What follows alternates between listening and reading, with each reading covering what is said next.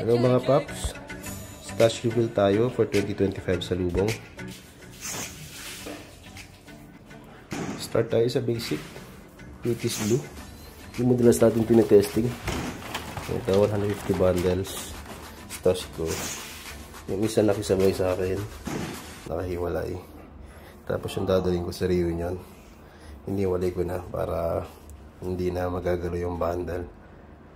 Shout out kay Pare Rayson, siya yung dealer ko for 3 consecutive years kasi rekta siya sa gumagawa, supplier sa yung maker sa Dagupan.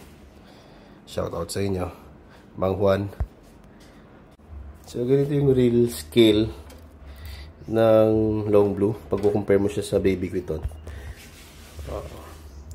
Pansin naman na mas malaki yung bum, saka mas malapad yung bum. At mas malaki at mas malapad yung lifter ng Baby Quiton. Next is yung favorite ko rin na Crying Cow. Papansin nyo on theme yung mga CC natin. Lord of the Rings. Balrog to eh. Mas gusto ko ng personalize para pang reels medyo mas catchy tignan. So meron tayong regular. Yan ito. Tapos meron din tayong medium size. Maganda may large o mother size kaso residential kasi yung place namin kaya hindi advisable. Insensitive sa mga kapitbahay. So 24 ngayon.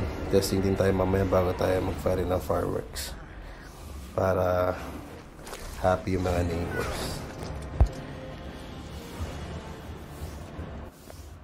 Tapos, yung mga bombshells natin. Ay, sorry, hindi ko na-mention yung supplier ko ng CC. Si Pyro Rayson din. Pero nakalimutan ko yung gumagawa.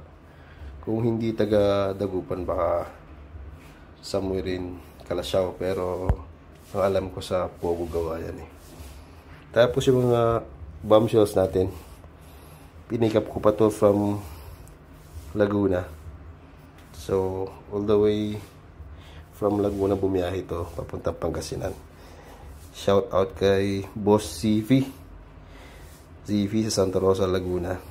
Siya din yung pinagkuhan ako ng mga imported areas natin. I-vlog ko rin sa part 2 ng stash reveal natin paputok 2024. So 3 inch lang to. Ang bait ni Boss Ziffy, nabigay pa ng free mortar tube. 10 yan, kaso nagtest ako ng 2. Nakikita nyo yung effects niya ng white strobe. Tapos ko rin sa YouTube saka sa TikTok. Meron din isang ligaw na bombshell dito, bigyan ng tropa ko dito sa Pangasinan. Nag-abroad na kasi, kaya yung mga stash niya pinagbibenta, sabi na namimigay yung iba. Kasama tong dalawang 2-stage whistle racket sa binigay niya sa akin. Thanks sa iyo, pare. So sa bombshell meron pa tayo natitirang 2, 4, 6, 8 plus 1. 9 na bombshells, 3 inch. Okay, sa Skyrocket ulit. Baby Quiton from Dagupan din.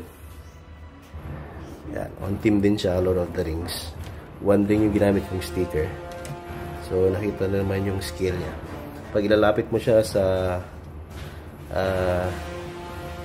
Yakult, ayan, hindi sila nagkakalayo ng haba. Pero syempre, mas maraming laman ng pulbara yung sa Yakult. Depende sa milligrams. Pero itong Yakult ko, 3 lang siya. 3/4 naman. Hindi ako kabisado kung ilang milligrams yun, pero 3/4. So, solid na yan. So, shout out sa mga maker ko sa Dagupan. Tapos, yung Mother Quiton din natin. One theme, favorite ko. Ayan o. Lord of the Rings. 1 ring sa kasi Sauron. Ayan. Yan yung real scale size niya. Pag lalapit mo siya sa mga ibang paputok. Laki ng bum, laki ng lifter. Tapos, mas malapad din yung stick na ginamit. Ang bigat-bigat nito eh. Sa totoo lang, nung pumunta si Rayson dito, masyado malapad saka mabigat tong stick. So since nasa residential kami, parang unsafe na ata kung sakaling babagsak, kung sa tama man sa bubong na medyo brittle o baka sa tao, baka mamaya ma-injure pa. So pinabawasan ko yung yung nipis saka yung haba ng stick para mas safe, mas magaan, hindi mabigat pag itatamaan. Meron din tayong dummy na bomb. Nag-isa ni Rayson. Kinip ko lang kasi ang laki. Sana all ducks. Okay, so yan yung kabuang firecracker stash reveal natin for 2024. Next vlog ko yung mga aerials naman natin. I-upload ko na lang sa ibang video. Abangan nyo sa 31. Happy New Year, guys.